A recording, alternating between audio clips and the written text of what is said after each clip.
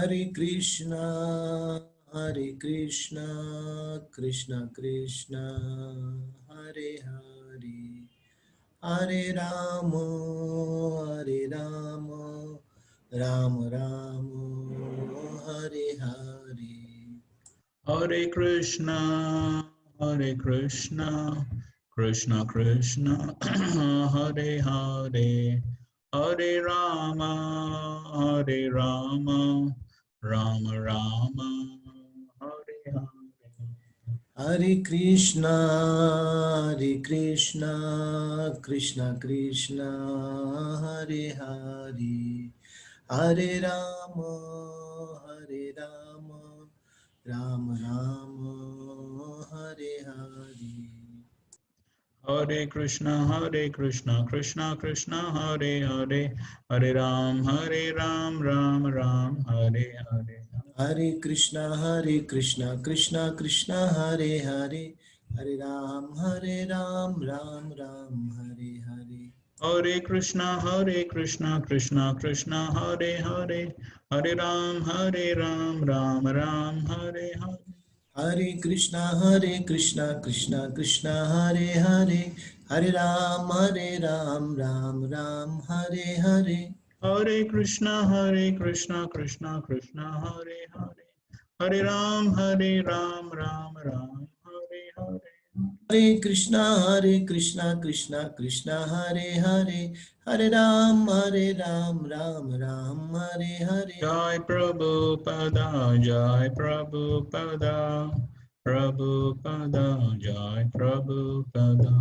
Jaya Prabhupada, Jaya Prabhupada, Prabhupada, Jaya Prabhupada. हरिनाम संकीर्तन की जय, श्री Jai. प्रभुपाद की जय। Jai.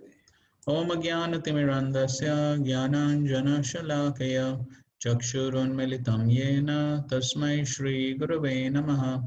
श्रीचैतन्यमनोभीष्टं स्थापितं येन भूतले स्वयं रूप कदा मह्यं ददाति स्वपदान्तिकम्।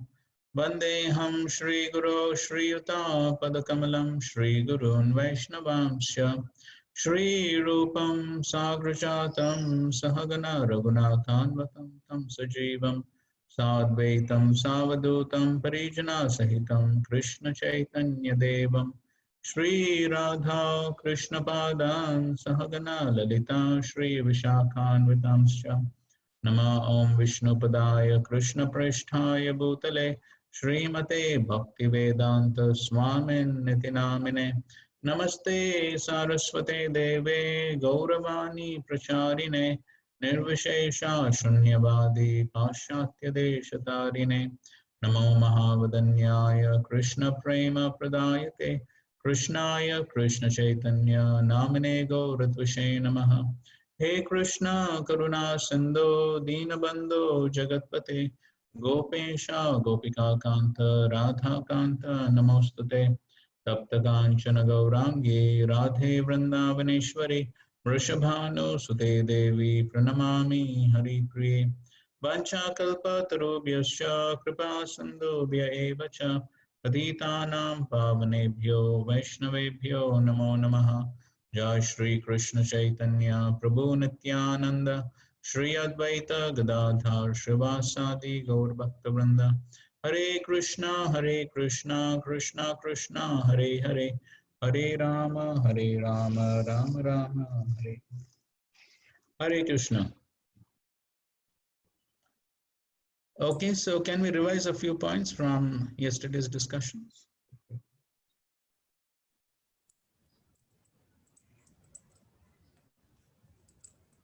Yes, Prabhu, yesterday you spoke about good explanation about this intoxicated state where Arjuna is saying that, only except for 4 5, all our relatives and friends are gone because of intoxication and fighting. And Prabhupada mentions about we are all intoxicated in this material world, identifying with the body. Yes. And then the question was about what are some of the ways to come out of this body, like conception. And the wonder verse from Bhagavad Gita 2.29, where Prabhupada mentions about accepting the statements of the highest authority, Lord Sri Krishna, spoken in Bhagavad Gita. And penance is, I mean, austerities are not being done nowadays. That's also the reason. And the third thing? By the causeless mercy of the pure devotee and no other way. Yes, that's right. Okay, good. Okay, some other points?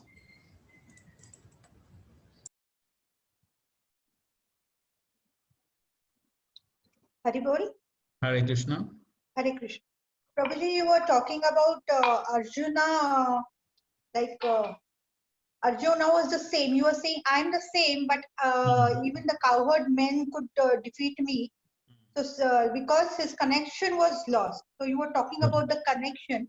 So even we might repeat the same thing, but if we if we are not connected properly, then we cannot represent ourselves properly. Okay, yes, good point. Somebody else? Hare Krishna Prabhuji. Hare Krishna. Shoka moha bhaya can be removed from remembrance of Krishna only.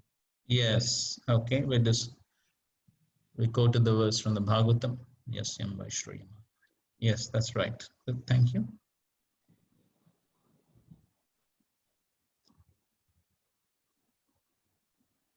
May 1 or 2 more points?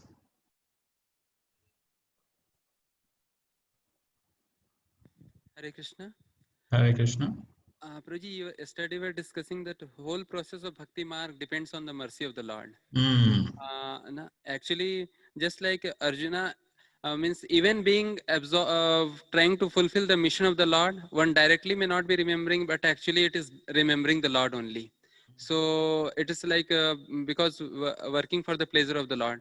So trying to attract the mercy of the Lord. Yes, that's a good point. Yes, from Prabhupada's lecture. Hare Krishna. Hare Krishna. Prabhuji, you had also in one question, the discussion about can Acharya come under material contamination, so that part. So we discussed first about Arjuna. So how Arjuna, it is the Amsha, like that of Indra that has, because that is also present, so that has contamination. In this regard, like we were also discussed about the Acharya.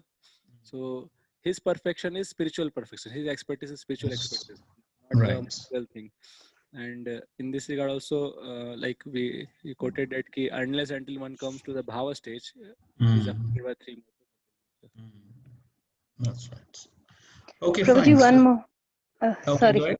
No, go Prabhuji, ahead. Go one ahead. more point, which is really very striking and which touched my heart, was like the instructions of the Gita are useful to relieve the burning heat in all circumstances, and by remembering the Lord and His instructions, you know, we can be relieved from the material existence. So the problem that arose in Arjuna's heart on the battlefield of Kurukshetra was solved by the teachings of Bhagavad Gita. So in even our own lives, actually, even if when we are actually burning in this material existence and we take the instructions of the Lord, we will be saved.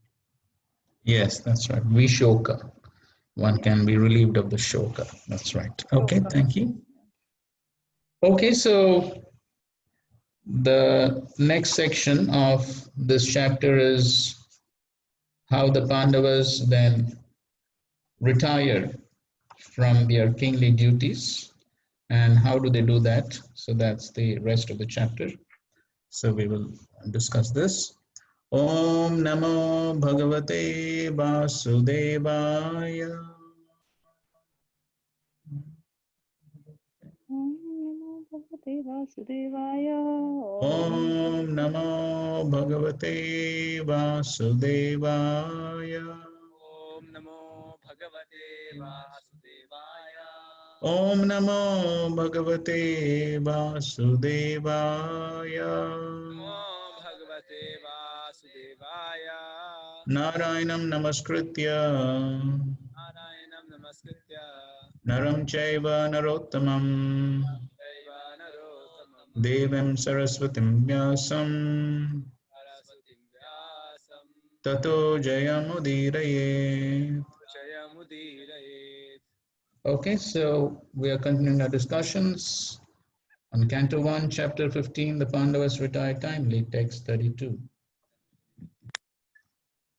Nishamya Bhagavan Margam Samstham Yadukulasya cha Swapathaya Matim Chakre Nibhrutatma Yudhishthira.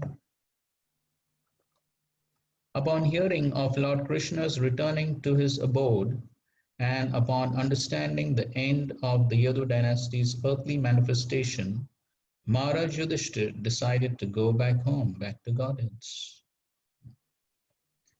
So basically, Maharaj Yudhishthira and the Pandavas were simply ruling the earth on behalf of the Supreme Lord. And so, as soon as the Supreme Lord disappeared, along with the Yadu dynasty, then Maharaj Yudhishthira and the Pandavas, they also decided to wind up their earthly pastimes and their responsibilities on the earth and return back to the spiritual worlds. So Prabhupada writes, Maharaj Yudhishthira also turned his attention to the instructions of the Bhagavad Gita after hearing about the Lord's departure from the vision of earthly people. He began to deliberate on the Lord's way of appearance and departure. The mission of the Lord's appearance and disappearance in the mortal universe is completely dependent on His supreme will. He is not forced to appear or disappear by any superior energy as the living beings appear and disappear, being forced by the laws of nature.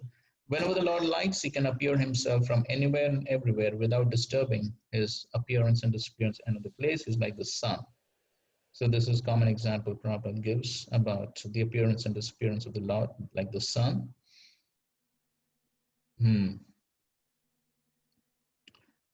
And further down, therefore in the Bhagavad Gita it is stated that anyone who factually understands the transcendental appearance and disappearance of the Lord by his inconceivable energy becomes liberated from the laws of birth and death and is placed in the eternal spiritual sky where the Vaikuntha planets are. So we know the famous verse, Janma Karma Cha Me Divyam.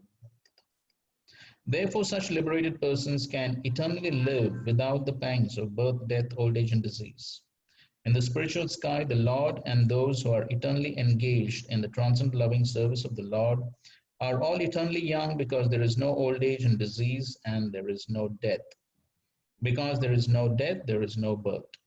It is concluded, therefore, that simply by understanding the Lord's appearance and disappearance in truth, one can attain the perfectional stage of eternal life.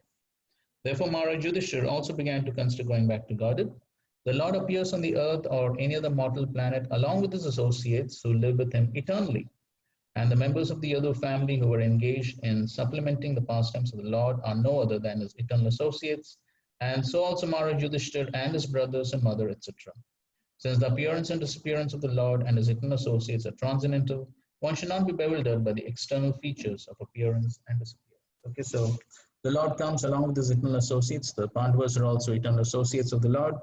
And so therefore, then they also disappear.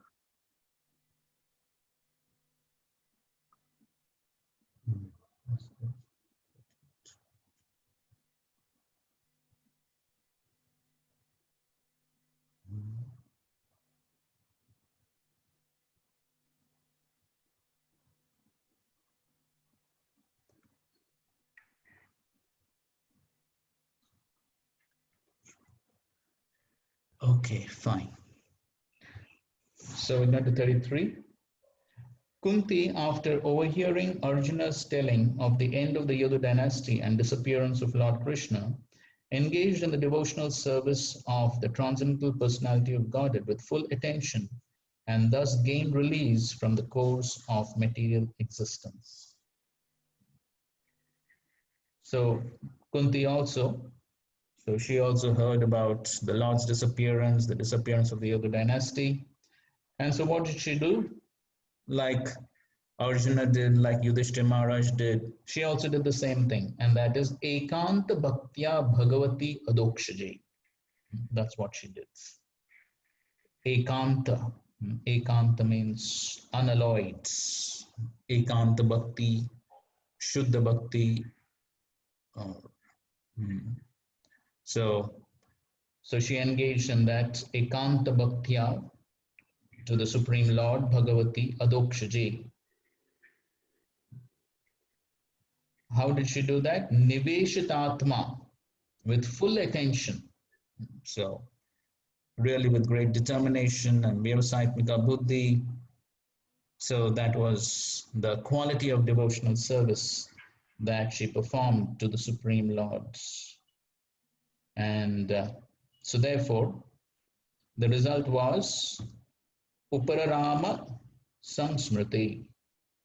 She became released from samsmriti, that is the material existence, because of that ekanta bhakti, because of the pure devotional service. Of course, from one viewpoint, we do understand that they're already pure devotees, but then still, they're showing us by their example how, by the performance of pure devotional service, one can end material existence.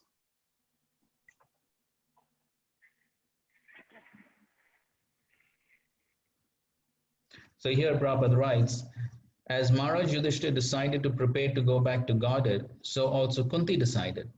And thus she fully engaged herself in the transcendental devotional service of the Lord, which guarantees one a passport for going back to Godhead after quitting this present material body. The beginning of devotional service to the Lord is the beginning of spiritualizing the present body. And thus an unalloyed devotee of the Lord loses all material contact in the present body. The abode of the Lord is not a myth, as is thought by the unbelievers or ignorant people, but one cannot reach there by any material means like a Sputnik or space capsule. But one can certainly reach there after leaving this present body, and one must prepare himself to go back to Godhead by practicing devotional service. That guarantees a passport for going back to Godhead, and Kunti adopted it. Twice Prabhupada is making the points, giving the example of the passports. So devotional service is the passport by which one can enter into the spiritual kingdom, which is not a myth. So that's the only way, in fact. There's no material means, no artificial means, but the only means is, the passport is pure devotional service. That's the only way. Ekanta Bhaktya. So Prabhupada's lecture on this. Okay, somebody can read this, please. On this point.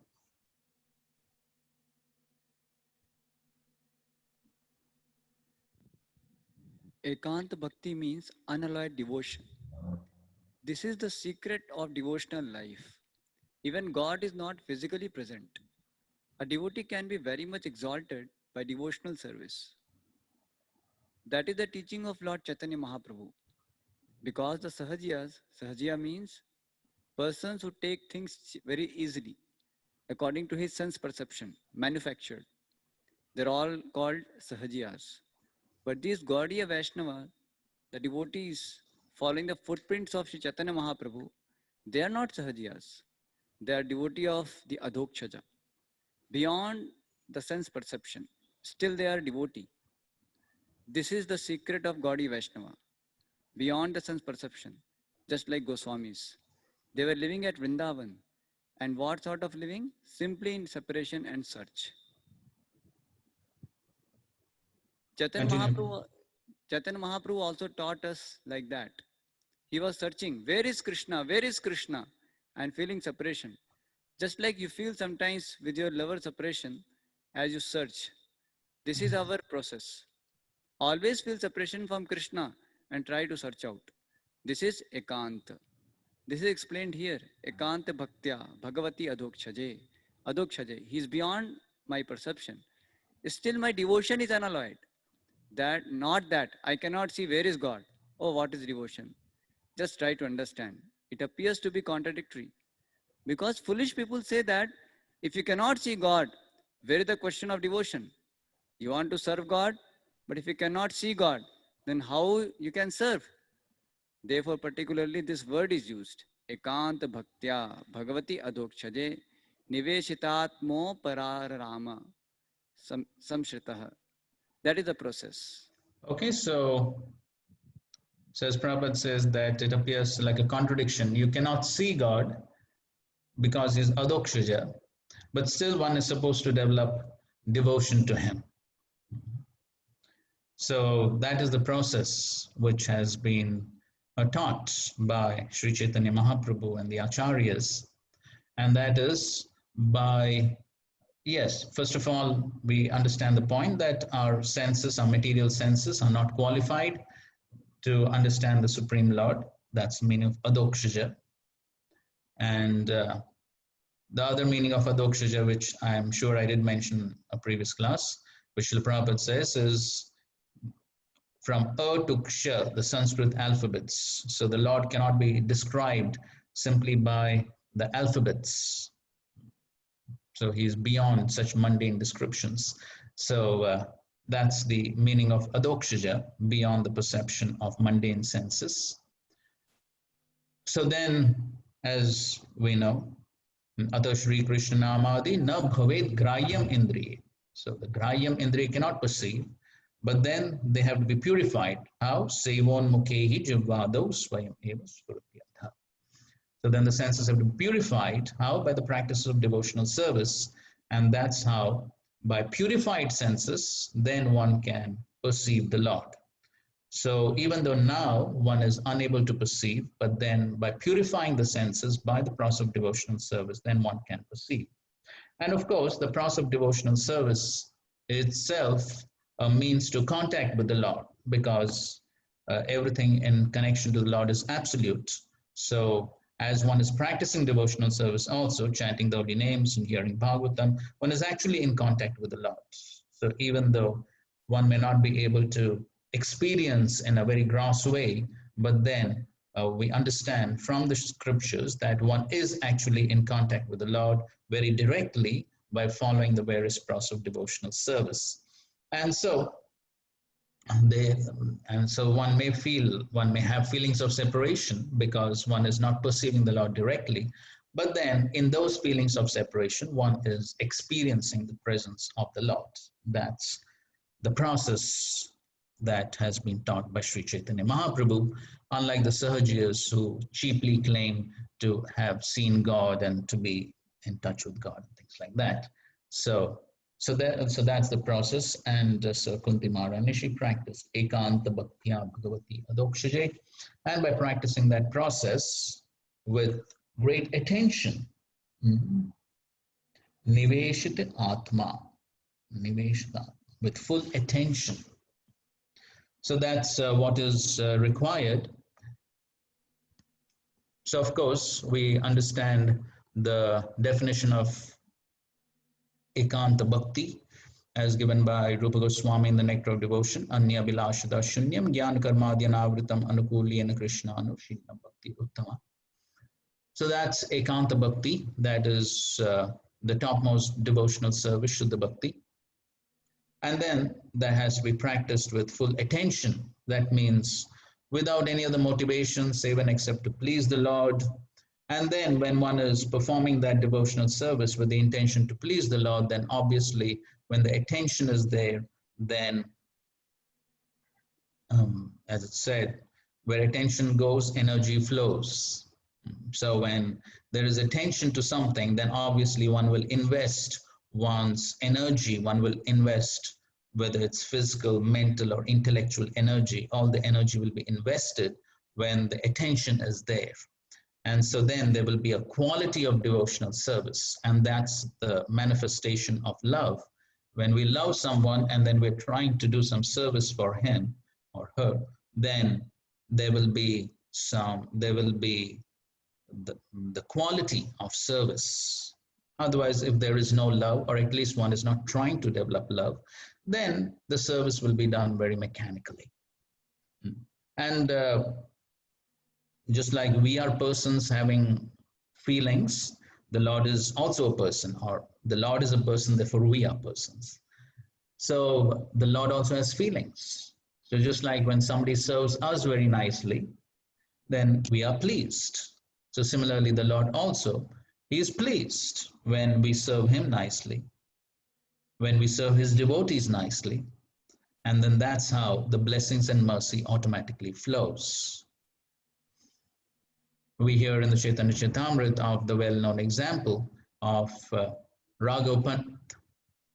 So Sri Chaitanya Mahaprabhu himself glorified the devotional service of Raghav Pandit and the assembly of Vaishnavas as if he has 5 mouths. Why? Because there was a quality of that service. So even though he had hundreds of coconut trees in his garden, he would go many miles paying a higher price just to get the best of coconuts.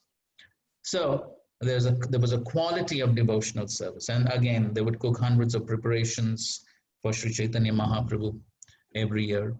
So because of the quality of devotional service, Mahaprabhu was so pleased. So that's devotional service with full attention. So then when that attention is there, anyone can do the service superficially.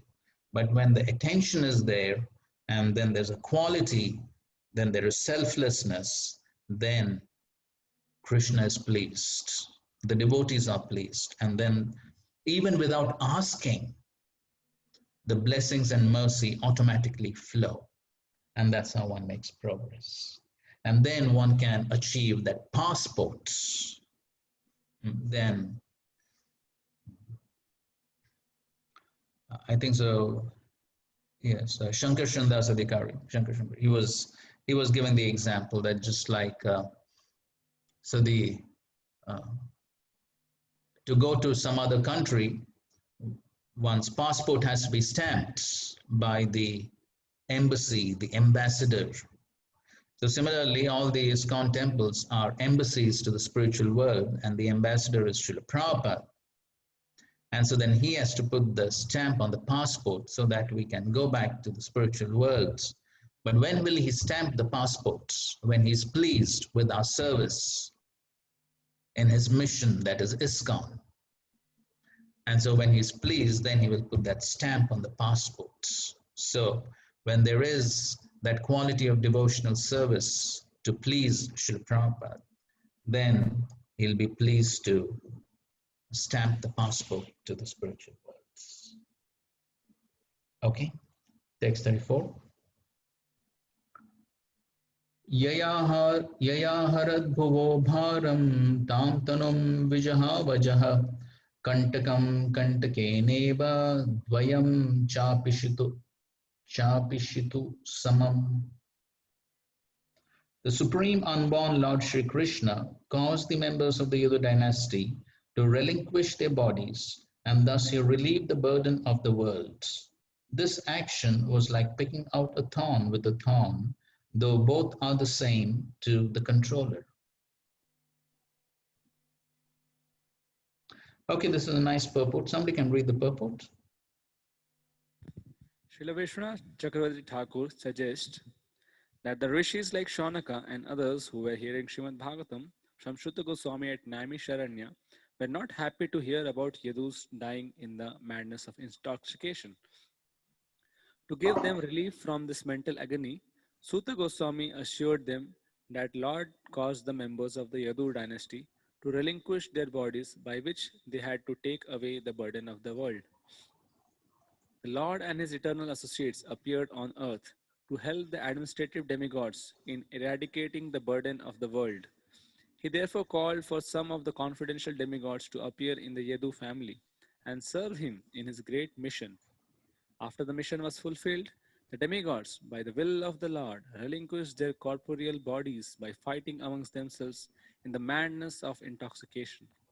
The demigods are accustomed to drinking the Soma Ras beverage, and therefore the drinking of wine and intoxications are not unknown to them. Sometimes they were put into trouble for indulging in intoxication. One of the sons of Kuvera fell in the wrath of Narada for being intoxicated, but afterwards they regained their original forms by the grace of Lord Shri Krishna. We shall find this story in the 10th canto. For the Supreme Lord, both the Asuras and demigods are equal, but the demigods are obedient to the Lord, whereas the Asuras are not. Therefore, the example of picking out a thorn by another thorn is quite befitting. One thorn, which causes pinpricks on the leg of the Lord, is certainly disturbing to the Lord, and the other thorn, which takes out the disturbing elements, suddenly gives service to the Lord. So, although every living being is a part and parcel of the Lord, still one who is a pinprick to the Lord is called an Asura, and one who is a voluntary servitor of the Lord is called a Devata or demigod. In the material world, the Devatas and Asuras are always contending, and the Devatas are always saved from the hands of the Asuras by the Lord. Both of them are under the control of the Lord. The world is full of two kinds of living beings, and the Lord's mission is always to protect the Devatas and destroy the Asuras whenever there is such a need in the world, and to do good to both of them. Okay, so here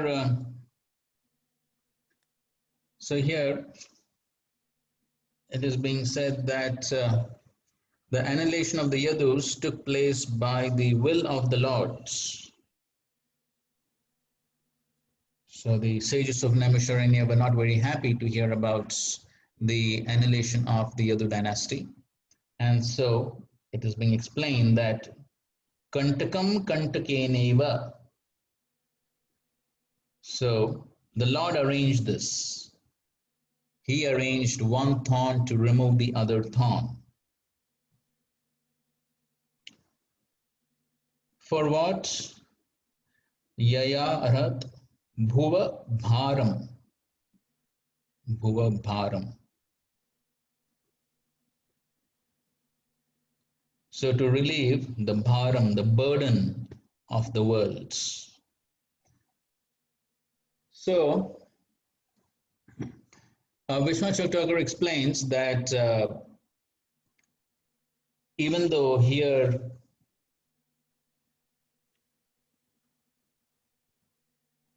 it is being said that the Yadus were actually a bharam, a burden on the earth, but even though it was a sort of burden, because Prabhupada in the lecture he says that the entire Yadu dynasty, they numbered about 1 crore of people.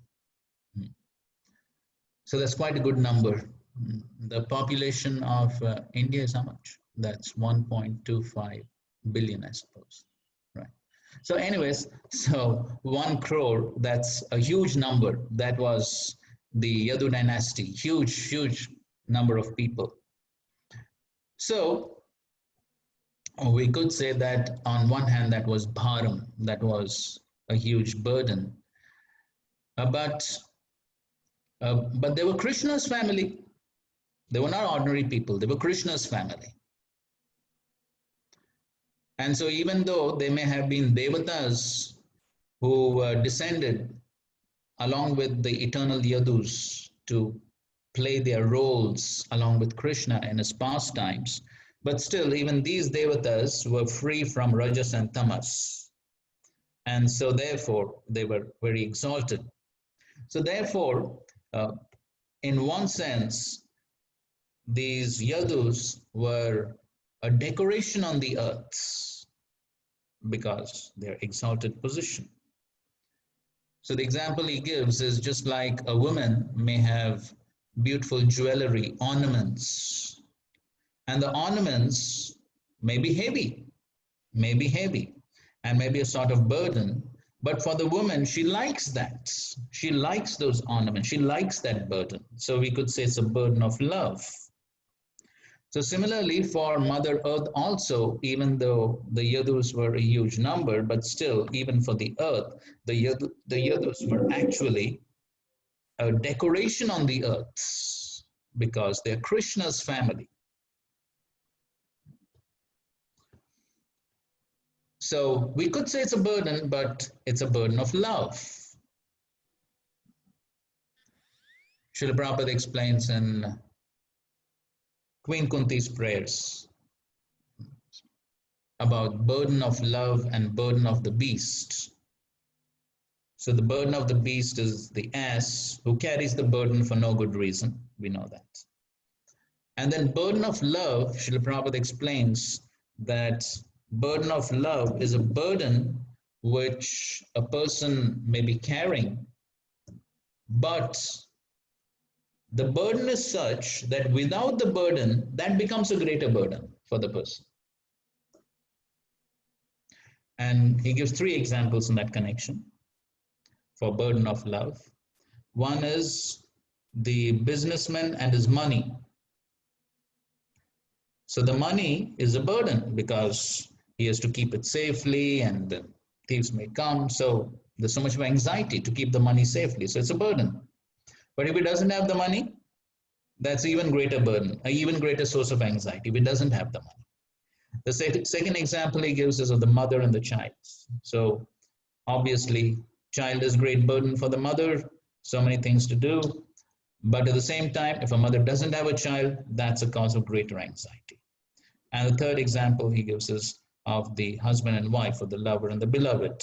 So again, a cause of anxiety, but without that, it becomes a cause of greater anxiety. So these three examples he gives for burden of love.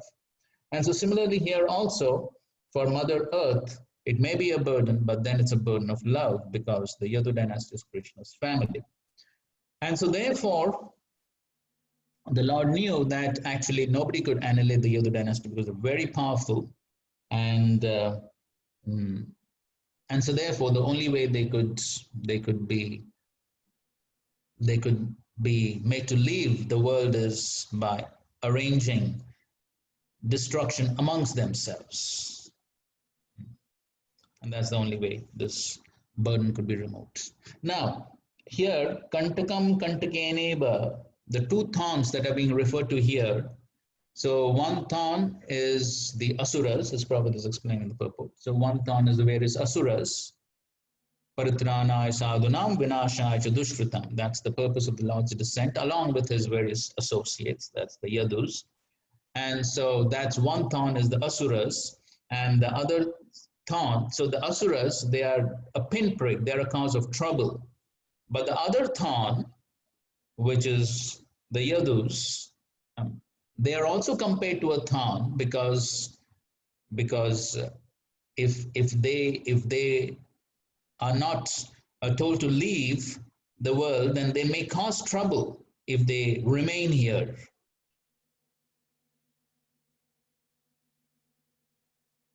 That actually becomes their family of the Lord, then they could actually misuse their position. They could actually misuse their position that they're family of the Lord and descendants of the Lord, just like it gives the example of the Nityananda Vamsha people and all that. So therefore, it's compared to a thorn, but then this thorn is the useful thorn by which the other thorn, which actually causes trouble, is removed or destroyed. So the Yadus, they destroyed so many of the demons. That's the purpose of the Lord's descent. But then, so this is the useful thorn. The Yadus are the useful thorn to remove the thorn of the Asuras. And so therefore, Krishna arranged all this by his own will so that the Yadu dynasty could disappear, because the mission of the Lord on the earth was finished. So the Lord disappeared, and he wanted to also take all the associates with him. And of course, many of the Yadus were devatas from the heavenly planets, and they were sent back to the heavenly planets. So the Lord arranged all this to happen. So everything is happening by the will of the Lord.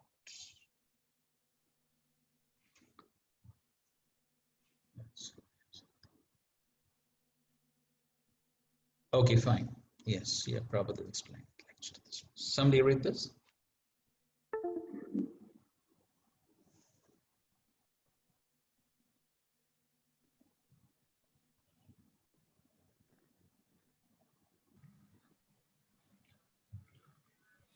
Maharaj Yudhishthir's retirement.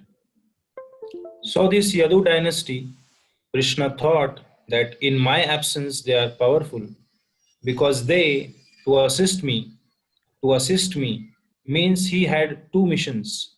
Paritranaya sadhunam vinashaya cha dushkrutam. They have killed so many demons. Everywhere they came out victorious because Krishna was there. Now in the absence of Krishna, they would be puffed up. Therefore, they would be turned again into demons. Oh, I belong to Krishna's family. Just like in our country, Nityananda Vamsha. I belong to the Nityananda Prabhu, exploiting people. The Mohammedans also. I belong to the family of Muhammad, Hazrat Muhammad. Christ has no family. He did not marry. Otherwise, some would have been very much puffed up. I am family of Christ. So this material nature is such thing that as soon as you get little power, you become puffed up. That is demonic nature. That is demonic nature. So Krishna wanted to take them with him because they came to help Krishna, and after his departure, these demigods would turn into demons that he did not like to see. Okay, so that's the purpose why the Lord himself arranged for the disappearance of the Yadu dynasty, like thorn removing a thorn. So the Yadus also have been compared to a thorn for this reason, but then they also achieved the task of removing the other thorn, that is the various asuras and demons who were present on the earth at that time. They were the real burden. The real burden was the asuras. Okay, 35.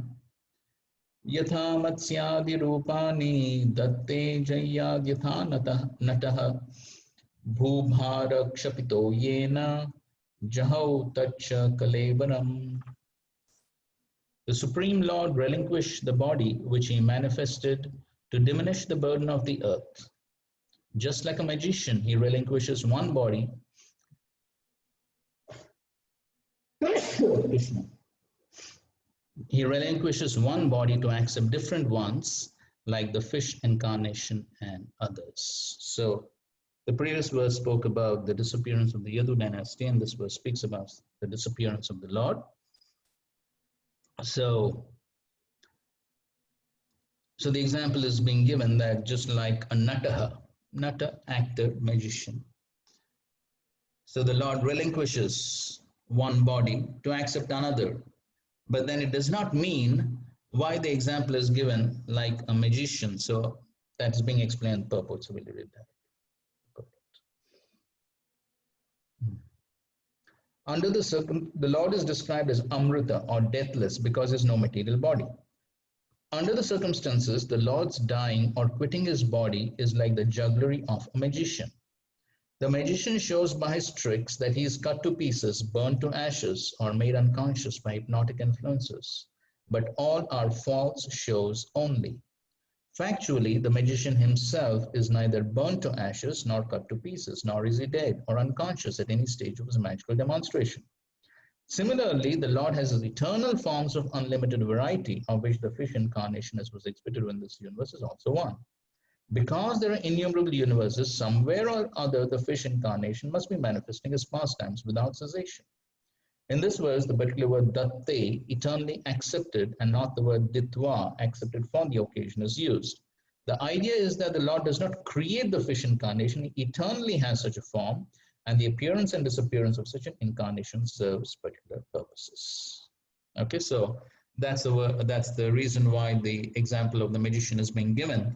So it's not that one form dies or disappears forever and then another form comes. No, all the forms are eternally present in the spiritual world, and then depending upon the need of the occasion, then different avatars descend from the spiritual world into this world. And then further down, Prabhupada is explaining about the disappearance of the Lord, which the less intelligent people, so he describes how the less intelligent people think that the Lord takes on a material form when he comes into this world. But then they don't understand. So Naham Prakasha Sarvasya Yogamaya Samavrita. In the Padma Puran, it is said that those who are envious and always angry at the Lord are unfit to know the actual and eternal form of the Lord. In the Bhagavatam also it is said that the Lord appeared like a thunderbolt to those who are restless. Shishupala, at the time of being killed by the Lord, could not see him as Krishna, being dazzled by the glare of the Brahmajyoti. Therefore, the temporary manifestation of the Lord as a thunderbolt to the wrestlers appointed by Kamsa, or the glaring appearance of the Lord before Shishupal, was relinquished by the Lord. But the Lord as a magician is eternally existent and is never vanquished in any circumstance. Such forms are temporarily shown to the Asuras only, and when such exhibitions are withdrawn, the Asuras think that the Lord is no more existent, just as the foolish audience thinks that the magician to be burned to ashes or cut to pieces. The conclusion is that the Lord is no material body and therefore is never to be killed or changed by his transcendental body. So it only appears as if he was killed or he disappears, but then again the example of the sun, The sun is always present somewhere else. So similarly, the Lord and his various incarnations, they're always present in some part, in some universe, performing their pastimes eternally.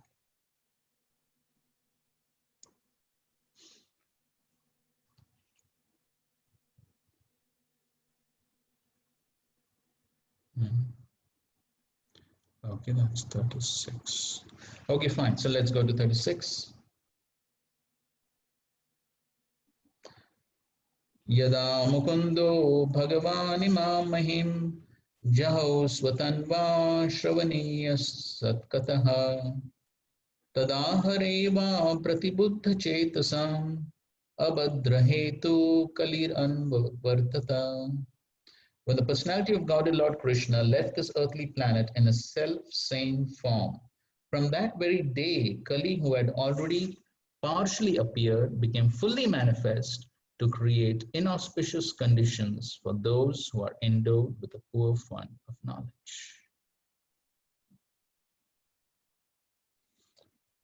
So, Yada Mukundo Bhagavan Imam Mahim. So when Mukunda, who is Bhagavan, he left Mahim, Jaho. So he left this earth. How did he leave? Swatanva. Swatanva. In his self-same body. So his transcendental body, he disappeared with that self-same body. So the Supreme Lord is Shravaniya Satkataha. So he is hearing about him is worthwhile. Hearing about him and his pastimes. Tada, at that time, from that very day, then Kali manifested.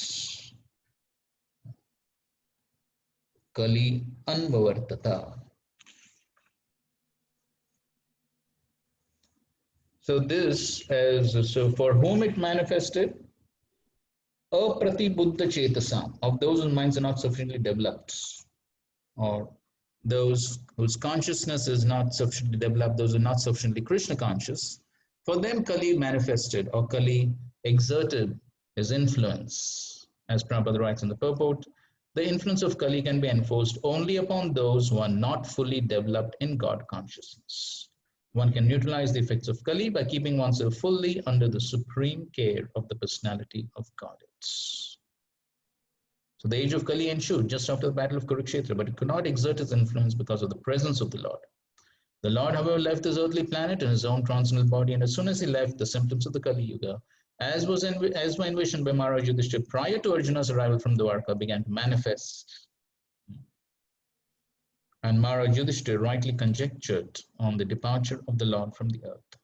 As we have already explained, the Lord left our side just as when the sun set out of our sides.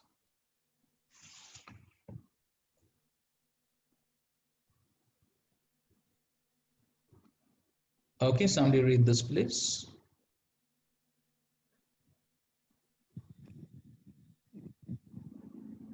Krishna is not under the laws of nature. Neither he has got distinction between his self and body. This is to be understood. So Tanva, if somebody thinks that Krishna left his body and died like us, these are a party. They think like that. Krishna also died like us, but that is not the fact. Krishna left his so-called body just to befool the rascals, because the rascals are thinking Krishna is like us. Therefore, to bewilder them, Krishna leaves a Maya body so that they may think that Krishna is like us.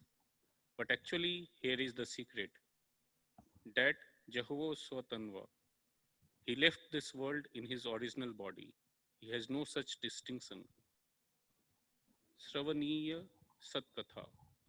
If his body is like our body, material body, then what is the use of hearing about his activity? We are interested in the words of Krishna. If Krishna is like us, he has got the same material body, then why we should be interested to read Bhagavad Gita? He is also a man like us.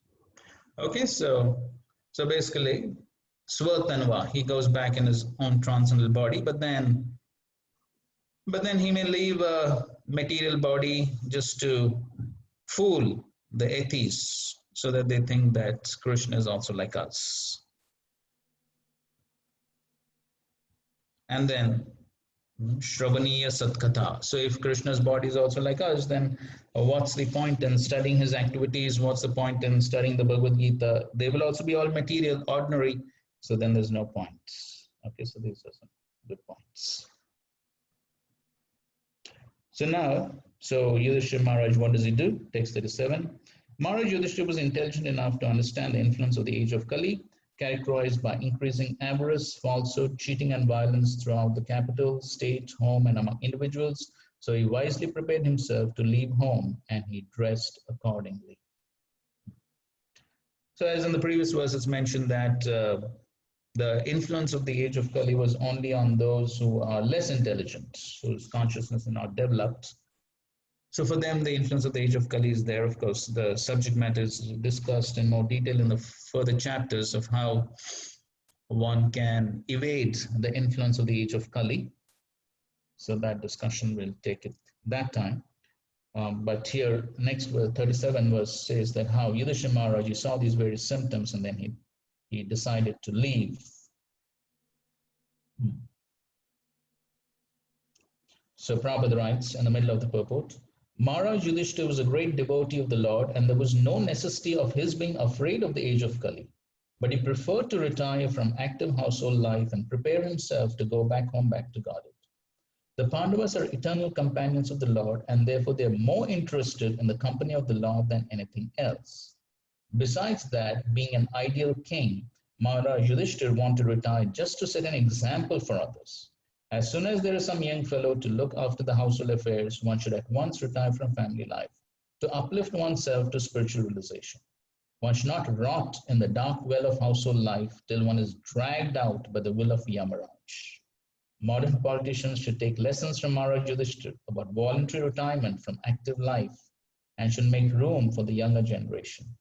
Also, retired old gentlemen should take lessons from him and leave home for spiritual realization before forcefully dragged away to meet death. In lectures on these verses, Prabhupada again repeats this points of how the modern politicians, they don't leave their posts and positions till they are forced by death or they're shot dead, then only they leave. But then that's not the example which is being shown by the Pandavas, the greatest of kings and warriors.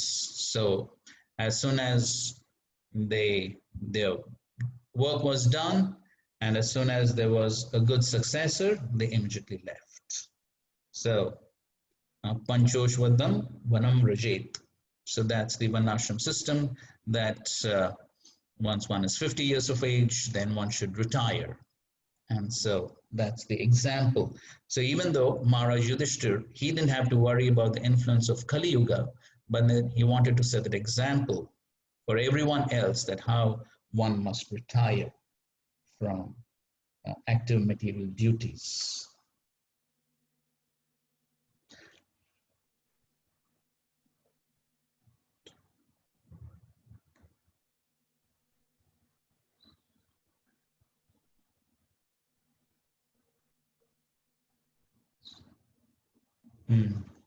Okay, 38. Thereafter, in the capital of Hastinapur, he enthroned his grandson who was trained and equally qualified as the emperor and master of all land bordered by the seas. So he just didn't, Maharaj Yudhishthira didn't leave things irresponsibly.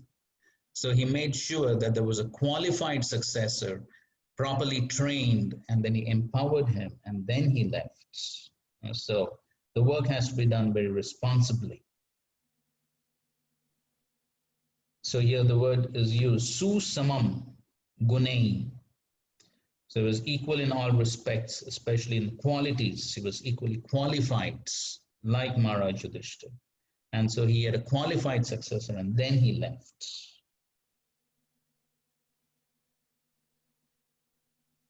Okay, read from the screen, Prabhupada's lecture.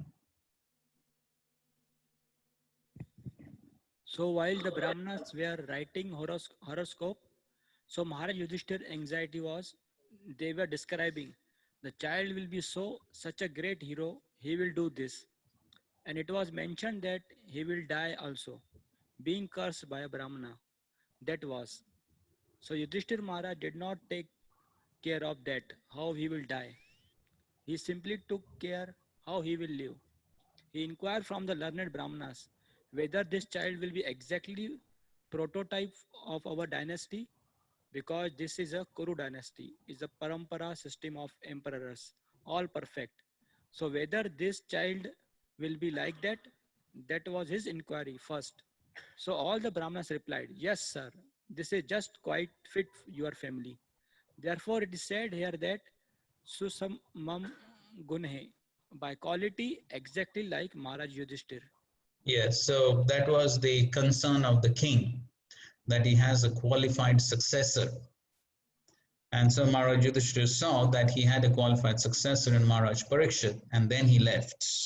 So therefore, so that should always be the concern of especially leaders and managers, even within a society, that there is a qualified, trained successor. So that should always be seen that somebody is available. So not that one leaves the service and then there is no qualified successor. So then it becomes a problem. So therefore, even when one is doing a particular service, then one should always make sure that there is a qualified successor. So then if at all something happens, then there is someone ready. And so that's responsibility. That's responsibility. And so we find here Maharaj Yudhishthir, he is, while he was in the post as the king, he did his work very responsibly. How responsibly he did that, as Prabhupada is explained in the purport, and we already read those verses beforehand, that what was the quality of Maharaj Yudhishthir's ruling, that everything was so perfect. There was ample production of grains, fruits, milk, and we know how the cows were supplying ample milk, and they were free from all bodily miseries, anxieties of the mind, disturbance caused by natural phenomena. So practically, no miseries in the kingdom.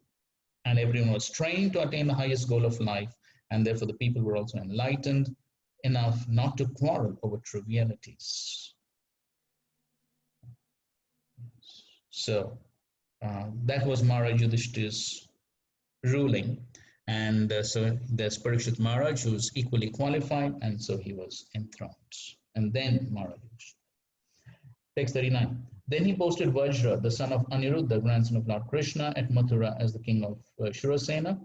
Afterwards, Maharaj Yudhishthir performed a Prajapatya sacrifice and placed in himself the fire for quitting household life. So as Prabhupada writes, Maharaj Yudhishthir, after placing Maharaj Parikshit on the imperial throne of Hastinapur, and after posting Vajra, the great grandson of Lord Krishna, as the king of Mathura, accepted the renounced order of life. So Maharaj Yudhishthir, you can see how responsibly he's doing everything and making sure that everything is being taken properly care of. Again, Prabhupada writes, modern politicians do not wish to retire from active life, even if they're old enough. But Yudhishthira Maharaj is an ideal king who voluntarily retired from active administration life to prepare himself for the next life. And this says, everyone's life must be so arranged that the last stage of life, say at least the last 15-20 years prior to death, can be absolutely devoted to the devotions of the Lord to attain the highest perfection of life. It is really foolishness to engage oneself all the days of one's life in material enjoyment and fruitive activities, because as long as the mind remains absorbed in fruitive work for material enjoyment, there's no chance of getting out from conditioned life or material bondage. No one should follow the suicidal policy of neglecting one's supreme task of attaining the highest perfection of life, namely going back home, back to Godhead.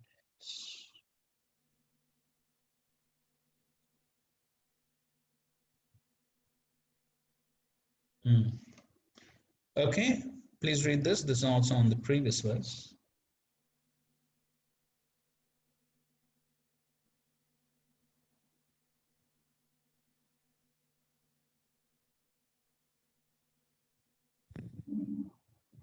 So unless one is qualified, highly qualified, how he can be installed as the head of the executive of the state of the world?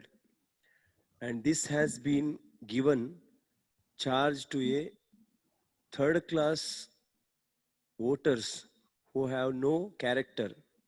So how you can expect the elected persons to be perfect. That is not possible. This is not the system. This is the system. The head of the state should be perfect, and next head of and should be selected by the perfect head of the state, not by the rascal voters. This is perfection. If the head of the state is perfect, then naturally the citizens will be perfect because all the laws are there. If the head of the state says no more meat eating, all slaughterhouses will be closed. If the head, yeah, Haribol. Yes. Just a minute. Screen upar karo, Haribol. If the head of the state says no more intoxication, then all the cigarette factories and liquor factories will be closed. Is it not? Because so therefore the head must be perfect. Then yadyad acharati shreshtas tattad evetara janaha. In the Bhagavad Gita it is said that what the chief man behaves, others will follow. Therefore it is called leader. Okay, so Prabhupada is mentioning how the leader must be perfect. And so then the followers, the citizens will be perfect. And so then the perfect head can appoint the next head. So then that's the ideal system that should be there. So not that simply the voters who have no knowledge, they are electing someone. So then it's all topsy-turvy. So first of all, the head must be qualified. Regarding this, we will discuss in the later chapters. Prabhupada is discussing on that point about qualification of leaders. So, but then yadyadachriti shreshta. So we know how important it is for leaders to be exemplary, because then the followers will emulate the leader. Okay.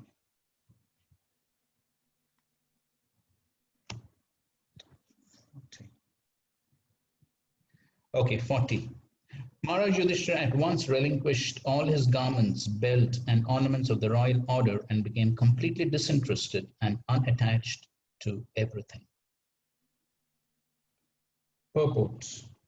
To become purified of material contamination is the necessary qualification for becoming one of the associates of the Lord. Okay, so a very beautiful statement. What is the qualification for becoming an associate of the Lord, or for going back to the spiritual world? Purified of all material contamination. So Prabhupada explains in many of his lectures that yes, because Krishna is like the sun. Krishna is totally pure, shuddham, apapavidham. So therefore, just like in order to enter fire, one must become fiery. So similarly, Krishna is all pure. So therefore, in order to attain Krishna's abode, then one must also become totally pure. So therefore, to become purified of material contamination is the necessary qualification. As you can see, the verse is saying nirmama nirahankara. So those are the qualifications. So nirmama, no mamata, I and mine, and nirahankara, that is no false ego. So that's that's the qualification. Maharaj Yudhishthira, therefore, to become spiritually pure, at once gave up his royal opulence, relinquishing his royal dress and garments. The kashaya, or the saffron loincloth of sannyasi, indicates freedom from all attractive material garments, and thus he changed his dress accordingly. So further down he says, as long as one is attached to such designations, he is considered materially impure. The so-called leaders of men in the modern age are attached to national consciousness, but they do not know that such false consciousness is also under the designation of the material conditioned soul. One has to relinquish such designations before one can become eligible to go back to Godheads. Foolish people adore such men who die in national consciousness. But here is an example of Maharaj Yudhishthira, a royal king who prepared himself to leave this world without such national consciousness.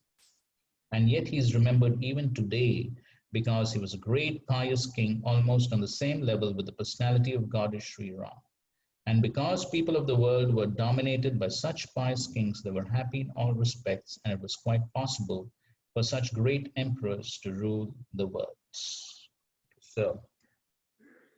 So that's the qualification required. Nirmamo nirahankara, being free from all material contamination. So then that one becomes qualified to go back to the spiritual world. So one must not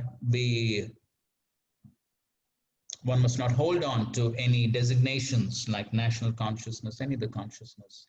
And so we find that that's the system that was always followed by these Raj Rishis, whether it was Maharaj Yudhishthir, or later we find Maharaj Parikshit, or we find Rishabdev, we find Dhruva Maharaj. So we find all these kings, they set the same example, that towards the end of life, then they retire. Voluntarily they retire, not that somebody forces them, so that they can fix their consciousness entirely on devotional service on the Supreme Lord and not be distracted by any other type of consciousness.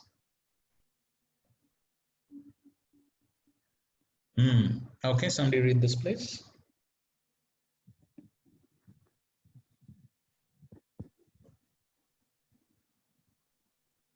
So this consciousness is required.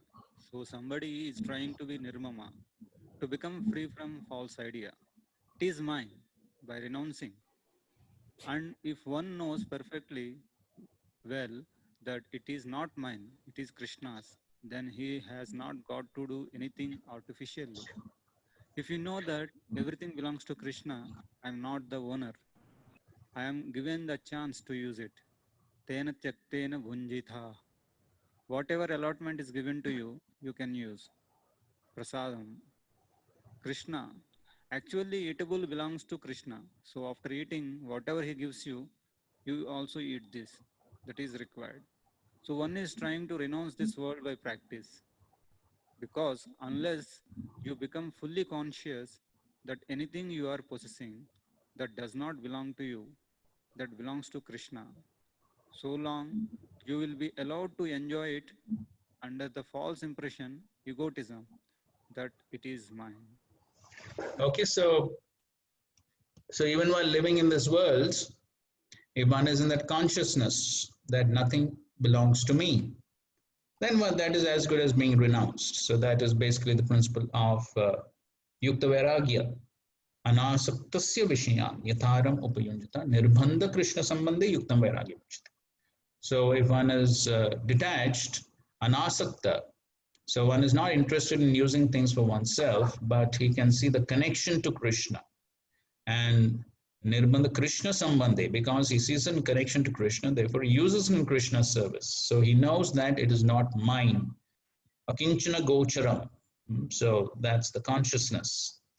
So therefore, we know that famous incident when Prabhupada saw a photograph of a Mayavadi saying that I don't touch money, I don't touch money. So Prabhupada said, okay, give it all to us. We will use everything in Krishna's service. So that's the consciousness of a devotee. That so he remains on the Nirmamo Nirahankara platform always. So even while he's living in this world, then he understands the Ishamasya concept, that everything belongs to Krishna. Something has been given to me according to my quota for my use, and that also to be used in Krishna's service. So if one is in that consciousness, then as the Ishopanishad is saying, that if one is in the Ishamasya consciousness, then one can live for hundreds of years. There's no problem, because one will never be entangled, one will never be bound if one is in that consciousness. So one becomes bound because of the doership mentality and enjoyship mentality. So when one thinks that I am the doer and the results of my action are mine, so then that becomes the cause of bondage. But if one doesn't have that mentality, but he perfectly understands that everything belongs to Krishna, everything to be used in Krishna's service, then then yes, then even while living in this world, he is not bound. That's the nirmama, nirankara consciousness.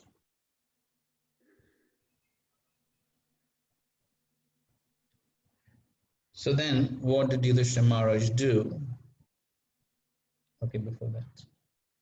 Okay, please continue reading the 40th verse. Because you have come here to possess something as your property, so Krishna will give you. Just like father gives children. They are fighting. So father gives some toy. Now it is yours. So that's all right. Play, don't fight. So similarly, the toy does not belong to the child. It is purchased by the father. It belongs to the father, but the father give you. No, it is yours. Don't fight with the other child. So they are satisfied. Similarly, we have been given by the Supreme Father. Now this is your America. This is your India. But nothing belongs to the American or to the Indian. It belongs to the Father, Supreme Father.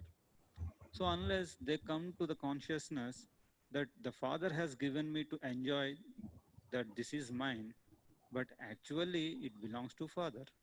This is called Krishna consciousness. This is called Krishna consciousness. Yes. So if one is in that consciousness, then there's no problem. So good example of the toy Prabhupada is giving. So even though something, we have been given something, but then ultimately it belongs to the Supreme Lord. So can somebody give some example to prove this point?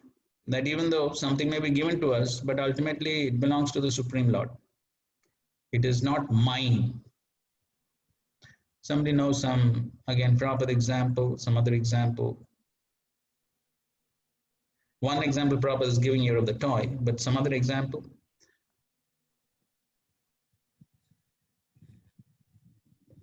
Hare Krishna. Yes. Prabhuji, when Sanatan Goswami, when he was going through forest and all, then he got that boils and pus all over his body. And after reaching Puri, when Mahaprabhu would come and embrace him, that time he would feel very much embarrassed by that, and he would actually not like that. So he was feeling in his heart that, to avoid that, actually he wanted to just give up his body. So okay. Something that. So then Mahaprabhu understood his intention and heart, and then he told him that actually this body belongs. I mean, that I'm just telling the conclusion that he says that this body belongs to me. It's not you. So you don't have any right to destroy that. Okay, fine. Good example. Okay, somebody something else.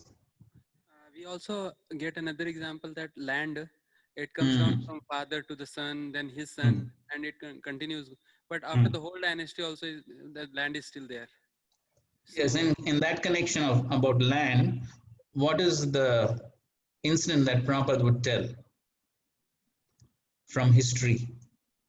A well-known incident from history Prabhupada would tell. So many rulers, Roman ruler was there, Hitler was there, so Napoleon. So they all have a list of names. Yes. Okay, that's correct. That's one. Something from Indian history? Like India is there, and then Pakistan and Bangladesh, they came out from India. That's correct. More specifically, Prabhupada said, gave the incident about the riots after India-Pakistan partition. There were Hindu-Muslim riots. And so many Hindus and Muslims, they killed each other, thinking that I'm Hindu, you're Muslim. But then, at the end of the day, the municipality van would come and all these dead bodies take in the van and just burn them. So then who is Hindu, who is Muslim, whose land? So sometimes people fight over lands, they kill each other. The land remains. The land remains as it is, even though the people fight. So therefore, ultimately, everything belongs to the Lord. It may be given to us for some time, but then ultimately, we have come with nothing and we are going to go away with nothing. So ultimately, everything belongs to the Lord. And so therefore, there is no point in becoming attached to things of this world. That's the important point. So if whatever we have been given, we use that in Krishna's service, and then we have to relinquish everything at the end of the day or at the end of a life. So therefore, there's no point in holding on to material attachments, which of course are very strong in material life. So that's the important point, that ultimately we have to give up all these material attachments. And so much fight in this world is for material things, whether it is in terms of land or resources, properties, or on a more subtle level, it could be respect and fame and distinction. So much fights have been taking place for all these material possessions. But then it's all because of ignorance, not understanding that ultimately whatever I possess, I cannot take anything with me. So even as devotees, we should keep this in mind.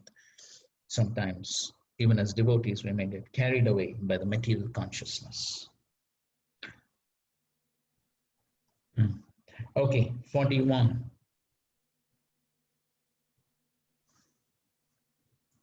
Then he amalgamated all the sense organs into the mind, then the mind into life, life into breathing, his total existence into the embodiment of the 5 elements, and his body into death.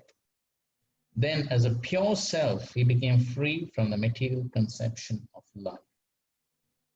Okay, so basically, this is what is being described, which has been described in many places in the Bhagavatam. So this is basically the change of consciousness that is being described, and how one is becoming detached from the senses and the mind and all that. So it's not something which is happening in a very literal sense or a physical sense, but then it is the consciousness of the person that is being transformed that is being described, as we can read in the purport. So first he concentrated all the actions of the senses, amalgamated them into the mind, or in other words, he turned his mind towards the transcendental service of the Lord. So rather than misidentifying with the mind and the senses, so he turned the mind towards the service of the Lord. He prayed that since all material activities are performed by the mind in terms of actions and reactions of the material senses, and since it was going back to God, the mind would wind up its material activities and be turned towards the transcendental service to the Lord. There was no longer a need for material activities. Actually, the activities of the mind cannot be stopped, for they are the reflection of the eternal soul, but the quality of the activities can be changed from matter to the transcendental service of the Lord. The material color of the mind is changed when one washes it from contaminations of life breathing, and thereby frees it from the contamination of repeated births and deaths, and situates it in pure spiritual life. All is manifested by the temporary embodiment of the material body, which is production of the mind at the time of death. And if the mind is purified by practice of transcendent loving service to the Lord, and is constantly engaged in the service of the lotus feet of the Lord, there is no more chance of the mind's producing another material body after death. Freed from absorption, material contamination, the pure soul will be able to return home back to God. So basically the point here is that Yudhishthira Maharaj, he stopped all material activities, and especially the mind, Manoshashtan Indriyani. So the mind is the leader of all the senses, and so therefore the important thing is to engage the mind. So Mana Krishna Pada. So to engage the mind in the service of the Lord. We were discussing that in a previous class also. The transformation of the subtle body is what is most important.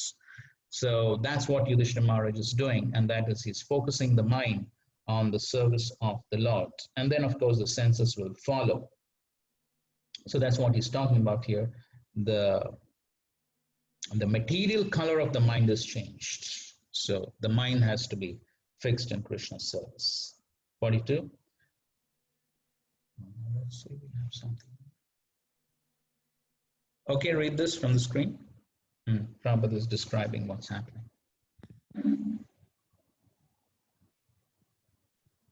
So this was described in the manner of yogic practice. The yogic practice means controlling 5 kinds of air within the body. Pran, Apan, Vyan, like that. That is breathing exercise, yoga practice. So it appears that Maharaj Yudhishthir knew how to practice the yoga. Not only Maharaj Yudhishthir, practically any high class man, especially the Brahmanas and the Kshatriyas, Every one of them knew this practice, yoga practice. So at the time of death, they could utilize how to give up this body. That is perfection of yoga. The yogis, they can give up the life or give this, relinquish this body according to his own desire, not compelled by the material conditions. That is yoga system. Generally, a man dies under the obligation of material laws, but a yogi, he controls in such a way that he leaves the body. Just like Bhishma Dev. Bhishma Dev especially, his father gave him the benedictions that so long he would not himself like to die, he will never die. Bhishma Dev. Okay, so this is what Maharaj Yudhishthira is doing. So he's also practicing this yogic practice by which one can relinquish the body. So that's what he's practicing. And so, as Prabhupada is saying here, that in the previous times, everyone knew this yogic practice. And so later on, we will see in the fourth canto how Maharaj Prithu, he also used this yogic practice to leave the body at his will. So it seems that in the previous times, all the people, especially Brahmana, Kshatriyas, they were trained in this yogic practice.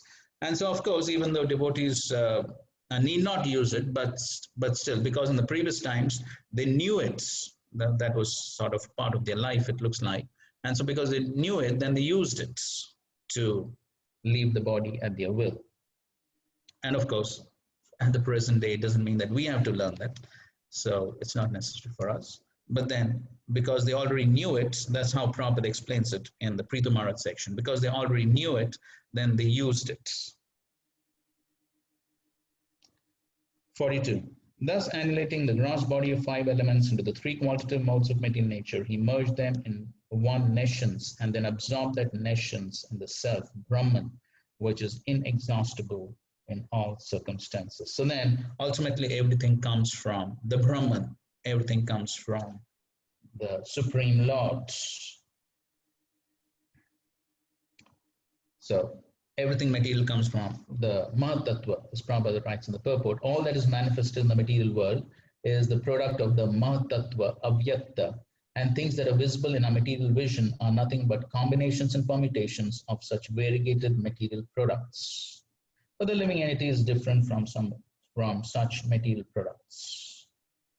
It is due to the living entity's forgetfulness of his eternal nature as eternal servitor of the Lord and his false conception of being a so-called lord of the material nature that is obliged to enter into the existence of false sense enjoyments.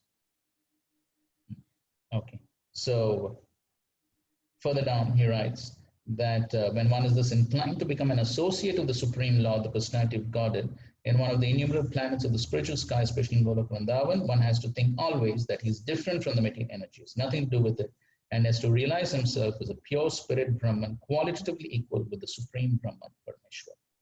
Okay, so that's what Yudhishthira Maharaj is doing here, and that is he's focusing his consciousness that he is part and parcel of the Supreme Brahman, and all the material elements, they're coming from the Mahatattva, and the Mahatattva is also ultimately, we know, is the material elements. They are also the external energy of the Lord, and so ultimately everything is coming from the Supreme Brahman, and so that's the meditation of Maharaj Yudhishthira, and so therefore his meditation is on the Supreme Brahman as the source of everything.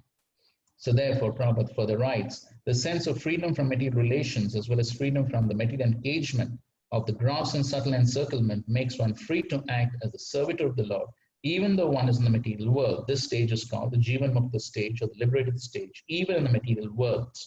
Okay, so that's the stage which Yudhishthira Maharaj has attained. That's the Jivan Mukta stage. That is, even though he's there in the material world, his entire consciousness is that he is part and parcel of the Supreme, and his focus, his entire attention on the Supreme. That is the process of ending material existence. One must not only think that he is Brahman, but must act like Brahman. One who only thinks himself Brahman is an impersonalist, and one who acts like Brahman is the pure devotee.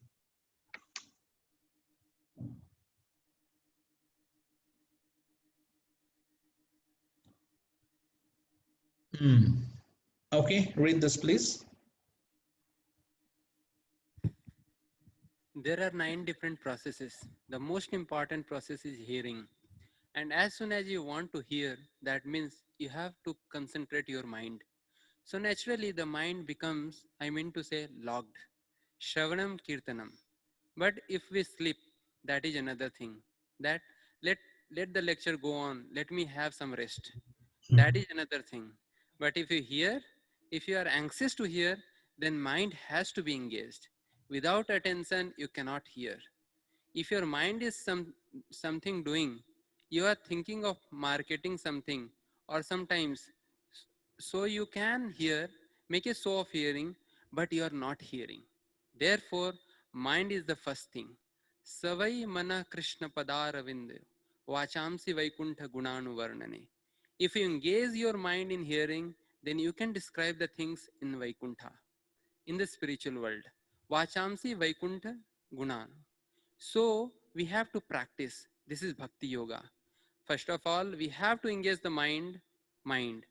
And as soon as you engage the mind in hearing about Krishna, Krishna will help you in cleansing the mind. That is the opinion given by Sri Chaitanya Mahaprabhu. Cheto Darpan Marjanam. Right, so we were discussing how the mind has to be engaged in Krishna's service. So that's very important. And so therefore, as we were discussing yesterday also, I suppose, that we could be doing services mechanically, or we could engage the mind and our consciousness in doing that service. So Prabhupada here is speaking about hearing. So we could be hearing the lecture, and especially these days with these online classes, we have no idea whatsoever of what the students are doing. They could be doing 10 different things as they're hearing the lecture. But then, as Prabhupada is pointing out very clearly here, if we are really serious in engaging the mind in Krishna's service, then one has to be attentive. Then the mind will, without attention, you cannot hear. If your mind is doing something, you're marketing, so you can hear, make a show of hearing, but you're not hearing.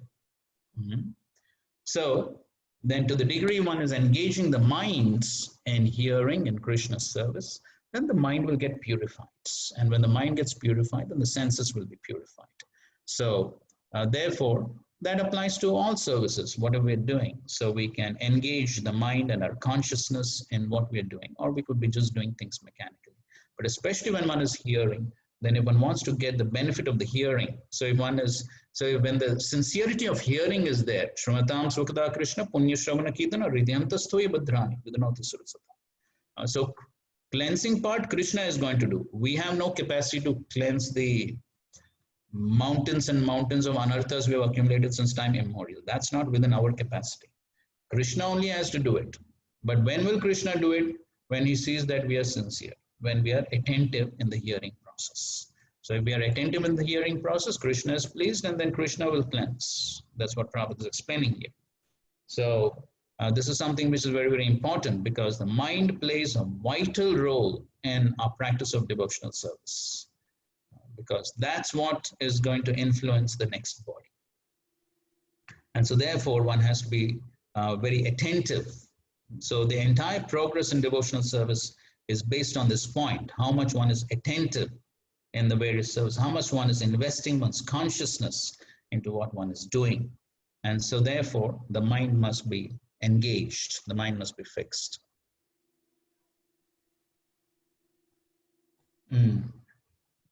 Okay, this is the 20 seconds. Okay, read this. 20 seconds. Tritve hutva panchatvam. Tritve hutva chaha panchatvam tat saktitoha ajuha munihi. Everything is coming from that one. The theory of the conservations of energy, that is imperfection. All energy are conserved in that supreme personality Godhead. They have got little idea of this, where from the energies are coming, but not perfectly. The modern scientist, they can simply think of conservation of energy, but where is that conservation? That they do not know. That is the missing point here. It is explained how from that original reservoir of all energy, things are coming. That is the lesson in Vedanta Sutra, Janmadhyasya Ataha. Everything is coming from one source. Yatova imani bhutani jayante. These are Vedic mantras. That is Brahman. Brahman means inexhaustible abhaya. There is no exhaustion. Purnam, as we learn, Purnamadaha Purnamidam. everything is complete. Suppose you have got a bank balance $1 million, but if I spend it, it will be gradually reduced, and one day it will be zero. So that is not complete. Complete means you go on spending as much as you like, still it remains complete. That is complete. As Prabhupada explained, in spiritual mathematics, 1 minus 1 is equal to 1. It doesn't become 0. Purnam, always Purnam. So here, Prabhupada is talking about the conservation of energy. So scientists are talking about that, but they don't know what is the source of that energy. So ultimately, the source of all energy is the Supreme Lord, the Supreme Brahman. And so the verse 42nd is describing that how Yudhishthira Maharaj focused on that Supreme Brahman, who is the cause of all the energies, is the cause of all the gross body, subtle body, everything. So that one source of everything, that's the Supreme Brahman. That's where Yudhishthira Maharaj focused his attention on. Verse number 43. After that, Maharaj Yudhishthira dressed himself in torn clothing, gave up eating all solid foods, voluntarily became dumb, and let his hair hang loose. All this combined to make him look like an urchin or madman with no occupation. He did not depend on his brothers for anything, and just like a deaf man, he heard nothing. Okay, Prabhupada writes the last line of his purport, this stage of complete independence from everything is also called the purified stage of fearlessness. So he didn't depend on anyone except the Supreme Lord, and so completely fearless. 44. He then started towards the north, treading the path accepted by his forefathers and great men, to devote himself completely to the thought of the Supreme Personality of Godhead, and he lived in that way wherever he went.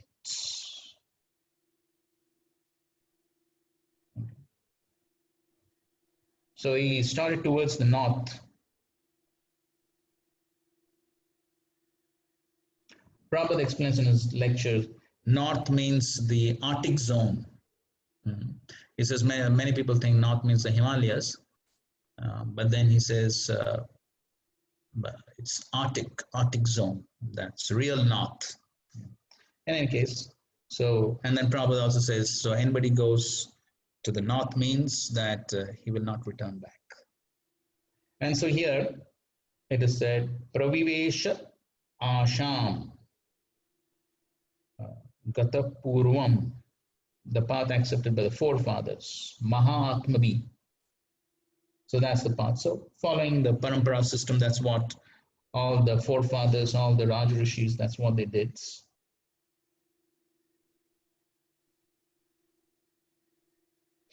As Prabhupada, there's no king or respectable gentleman would continue family life till the end, because that was considered suicidal and against the interest of the perfection of human life. Okay.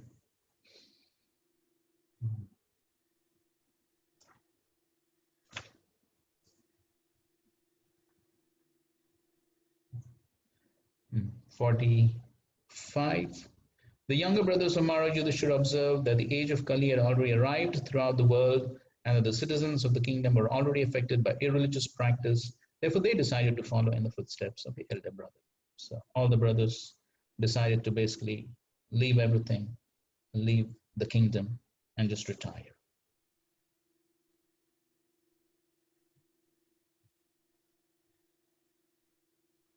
Okay, 46. They all had performed all the principles of religion and as a result rightly decided that the lotus feet of Lord Sri Krishna are the supreme goal of all. Therefore, they meditated upon his feet without interruption. Vaikunta Charanam Bhujam. So they all focused on the lotus feet of the Supreme Lords, and that's how they got totally purified.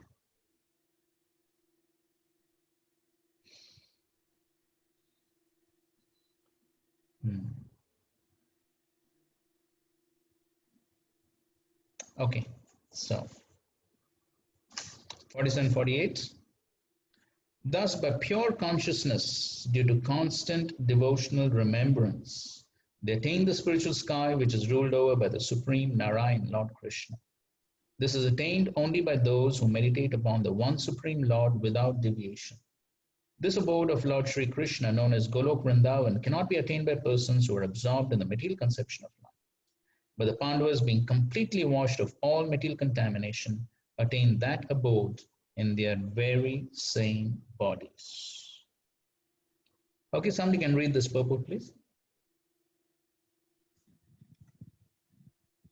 According to Srila Jiva Goswami, a person freed from the three modes of material qualities, namely goodness, passion, and ignorance, and situated in transcendence, can reach the highest perfection of life without change of body. Srila Sanatana Goswami in his Hari Bhakti Vilasa says that a person, whatever he may be, can attain the perfection of a twice born Brahmana by undergoing the spiritual disciplinary actions under the guidance of a bona fide spiritual master. Exactly as a chemist can turn gunmetal into gold by chemical manipulation. It is therefore the actual guidance that matters in the process of becoming a Brahmana, even without change of a body, or in going back to Godhead without change of body. Srila Jiva Goswami remarks that the word he used in this connection positively affirms this truth, and there is no doubt about this factual position. The Bhagavad Gita 14.26 also affirms this statement of Srila Jiva Goswami when the Lord says that anyone who executes devotional service systematically without deviation can attain the perfection of Brahman by surpassing the contamination of the three modes of material nature. And when the Brahman perfection is still more advanced by the self same execution of devotional service, there is no doubt at all that one can attain the supreme spiritual planet, Golok Vrindavan, without change of body, as we have already discussed in connection with the Lord's returning to his abode without a change of body. Okay, so basically the commentary is on the without change of body. Atmana eva, by the self same body. So what does that mean is being explained by the Acharyas. And we'll see what Prabhupada says in his lecture. Okay, read from the screen.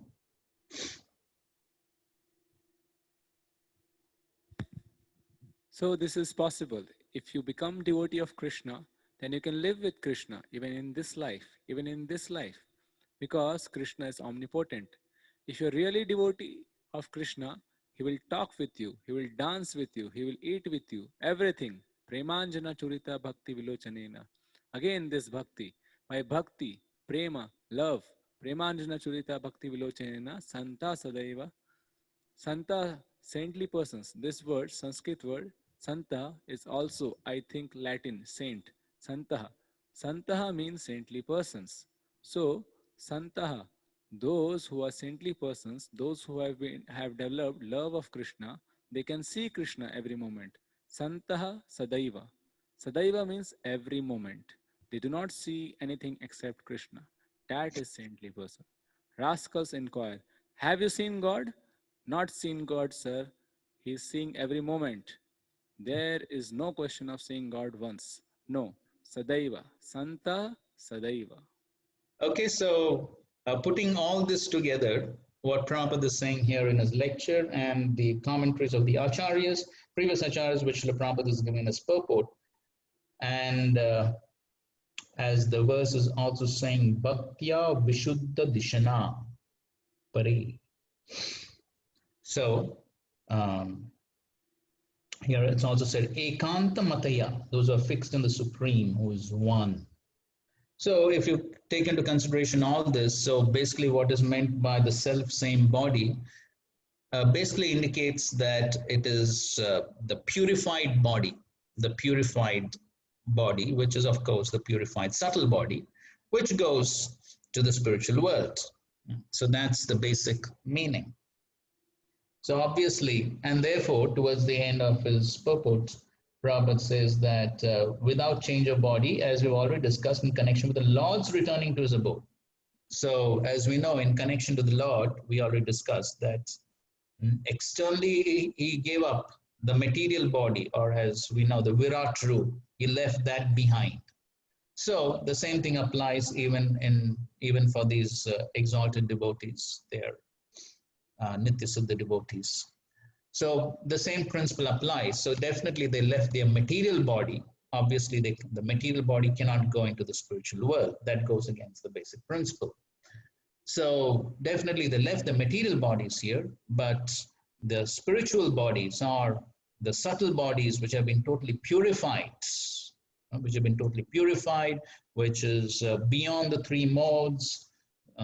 So the purified subtle body is what basically went to the spiritual worlds, purified in total love, as Prabhupada is saying over here, Premanjana Churita. So what to speak of going to the spiritual world? Even while living in this world, one is not actually of this world. So that's the meaning of Jivan Mukta.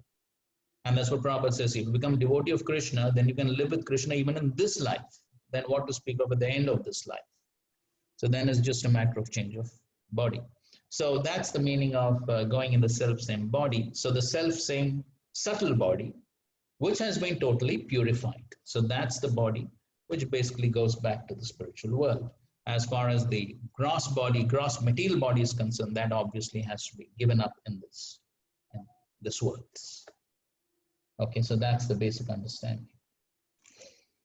The next verse is talking about Vidura.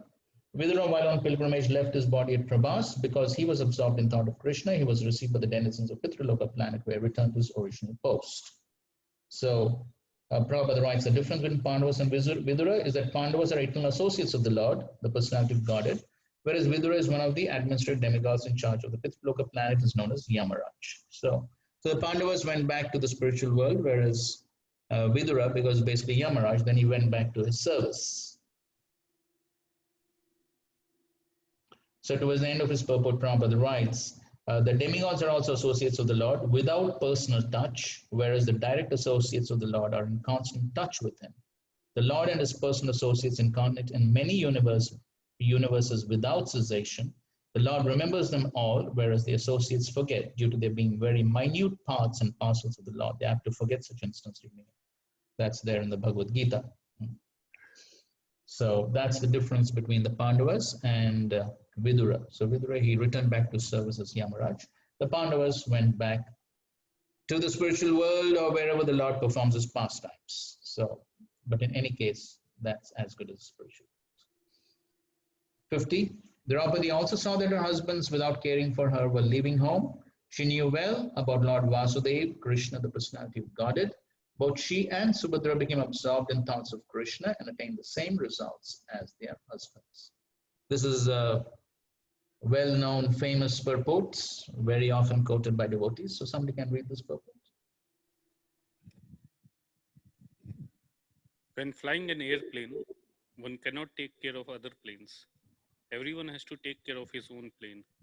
And if there is any danger, no other plane can help another in that condition. Similarly, at the end of life, when one has to go back home, back to Godhead, everyone has to take care of himself without help rendered by another. The help is, however, offered on the ground before flying in space. Similarly, the spiritual master, the father, the mother, the relatives, the husband, and others can all render help during one's lifetime. But while crossing the sea, one has to take care of himself and utilize the instructions formerly received. Draupadi had 5 husbands, and no one asked Draupadi to come. Draupadi had to take care of herself without waiting for her great husbands. And because she was already trained, she at once took to concentration upon the lotus feet of Lord Vasudeva, Krishna, the personality of Godhead. The wives also got the same result as their husbands in the same manner. That is to say, without changing their bodies, they reached the destination of Godhead. Srila Vishwanath Chakravarti Thakur suggests that both Draupadi and Subhadra, although her name is not mentioned herein, got the same result. None of them had to quit the body.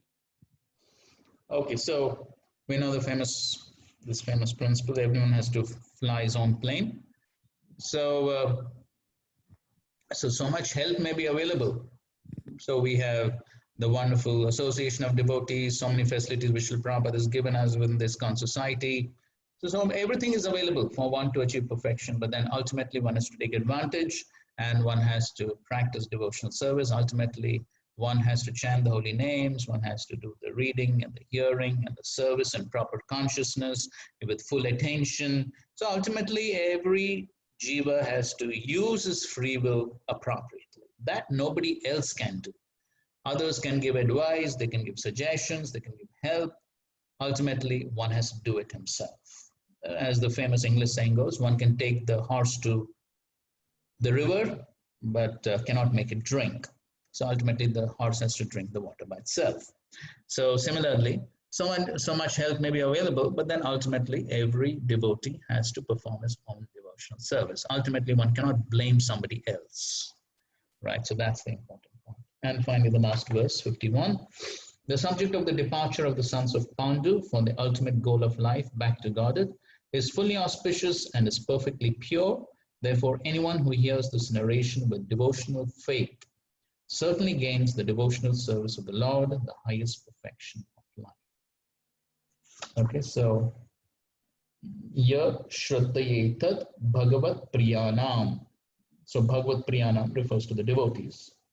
So whether it is hearing about the Lord or his devotees, with faith, Shraddha. As Prabhupada writes, Srimad Bhagavatam is a narration about the personality of Godhead and the devotees of the Lord with Pandavas. The narration of the personality of Godhead and his devotees is absolute in self, and thus to hear it with the devotion attributes associate with the Lord and constant companions of the Lord, as we were discussing yesterday. So we are reading the Bhagavatam, we are actually associating with the Lord directly. That's the glory. By the process of hearing Srimad Bhagavatam, one can attain the highest perfection of life, namely going back home, back to Godhead without failure. Thus, in the Bhaktivedanta purports of the first canto, 15th chapter, Srimad Bhagavatam entitled The Pandavas Retired Time. Prabhupada in his lecture on this verse talks about, yes, the Bhagavat Priyana refers to the devotees. So either hearing about the Lord or the devotees, same benefits. Okay, previous verse. Okay, please read this. At the time of retirement, there is no more responsibility. Here is it said, Patinam apekshatam. They are retiring from home without any consideration. What will happen to our wife, Draupadi? No. Now everyone should take care of himself. We are also going alone. This is retirement. Anapekshatam, without waiting for anyone, alone, simply depending on Krishna.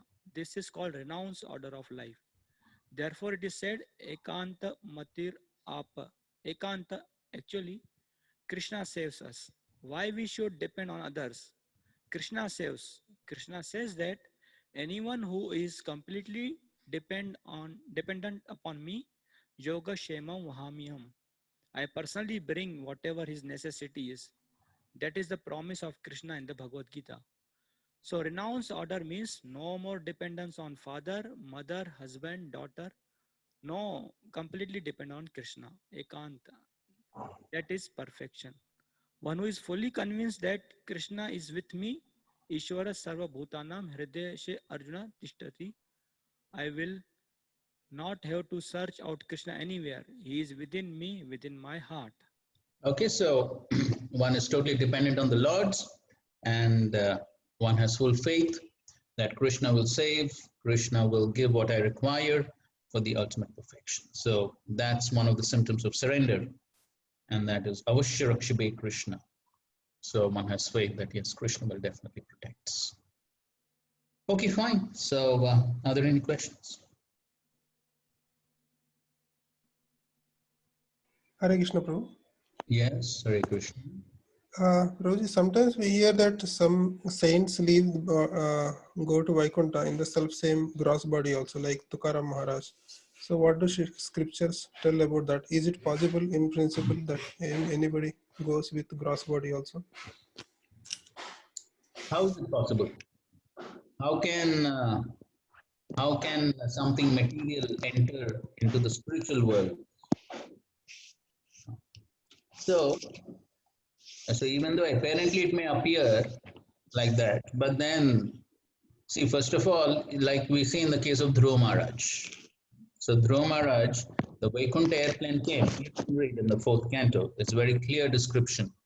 As soon as Dhruva Maharaj was going to step into the Vaikuntha airplane, his body was turned into a spiritual body before he actually stepped into the air. Of course, the Vaikuntha airplane itself is spiritual. So the change of body took place before he actually stepped in.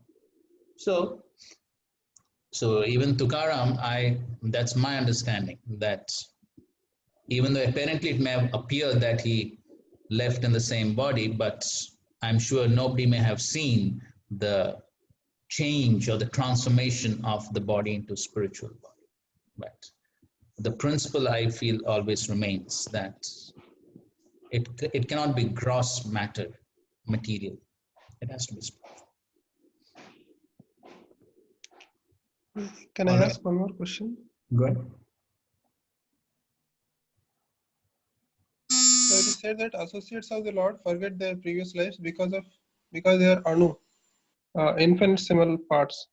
So somewhere else I heard that because they also change their body, when change of body occurs, that also causes some forgetfulness. So is it like both causes or one of these causes precisely?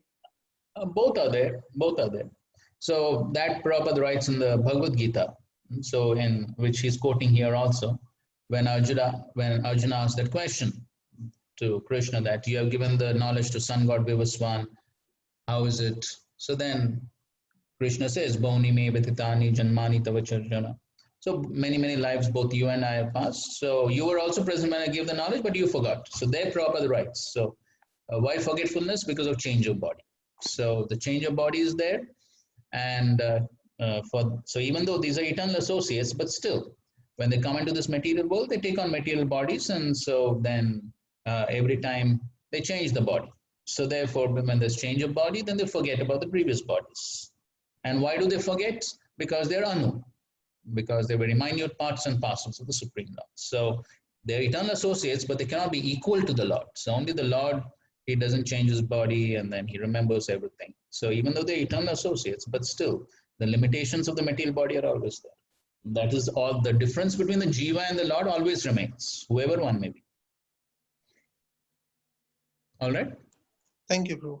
Yeah. All right. Anything else?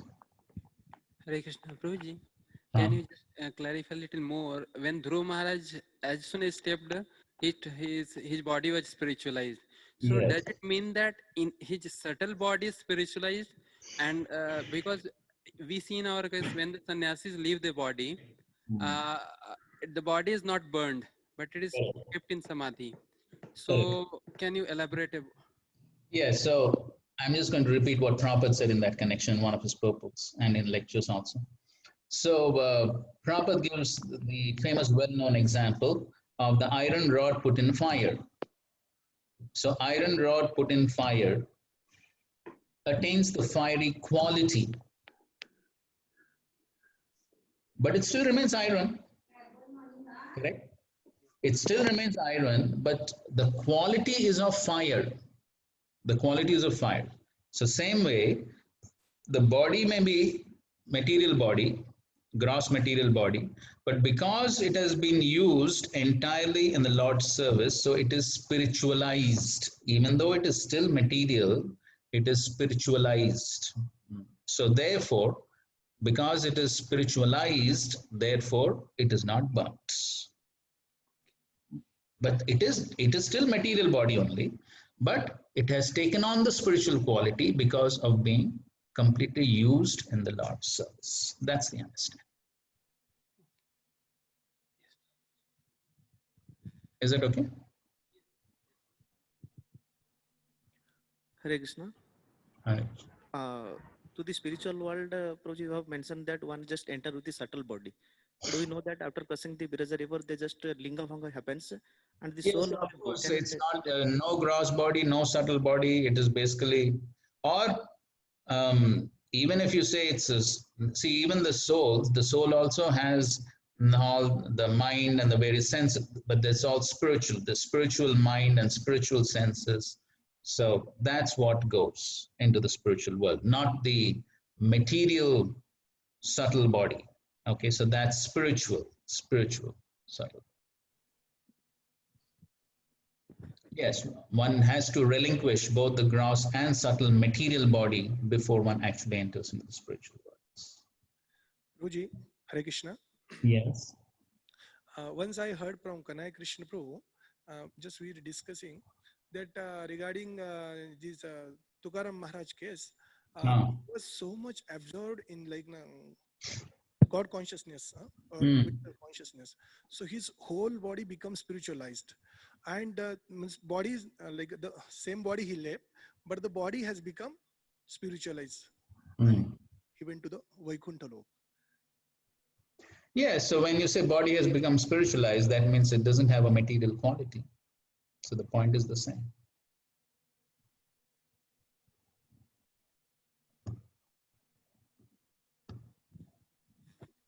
Anything else? Hare Krishna. Prabhuji, Yudhishthir Maharaj had seen that Kali Yuga has come. So why they were capable, all the Pandavas were capable of fighting with the Kali. So as a king, why actually they didn't try to stop the Kali, though Parikshit Maharaj actually did that thing in his rule. So that's what Prabhupada has already explained that in the purport which we read, that yes, they were capable of doing that, but one thing is Krishna is left, and second thing is, so Krishna left, they were actually simply ruling the kingdom on behalf of Krishna. Now Krishna has left. And the second point is that there was a capable, qualified successor. So because the successor is there, now their business is finished. So they thought now it's time to retire. There's a qualified person. And then another point which Prabhupada has also written is that even though they could have remained and not be affected by Kali and all that, but then they also wanted to set an example for all people that, yes, everyone should leave before death to prepare oneself. That's the example they wanted to set. So Okay.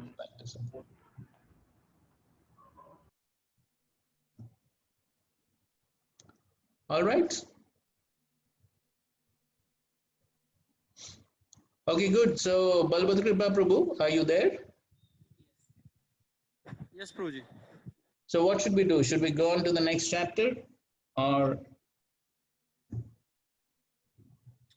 should we go till 1:30 next chapter, or that we do from Monday?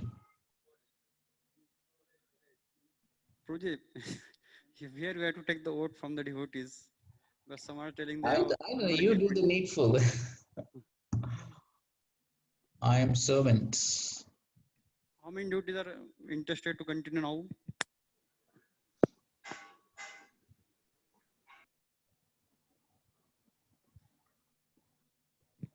Only out of 18 devotees, 2 devotees are two devotees want to continue. And what about Narsimha Avatar Prabhu? So that's from the brahmachari side. Yes, Prabhuji. Oh, the brahmacharis want to quit. Not good. They have another engagement, Prabhuji. Next class is there by Radhasham Prabhu. Oh, I see. What time? 2:15. So 2:15. Okay, so and what are the congregation devotees saying? Narsimha Prabhu? Each one of them, but if that is the case with the brahmacharis, and if you're okay from Monday, Tuesday, Wednesday, Thursday, 4 days extra half an hour. Okay, fine. So that's fine. So 4 days, 4 chapters. So of course these chapters are a little short, not too long. So anyways, we don't have much options. So okay, 4 days, 4 chapters. We will try to finish. Okay, so we'll stop for today then. Yes, Prabhuji. All right. Okay. Thank you all very much for your kind attention. Srila Prabhupada ki jai, Granthara Srimad Bhagavatam ki jai, Samved Gaur Bhakta Vrinda ki jai. Hare Krishna, Krishna Krishna, Hare Rama, Hare Rama.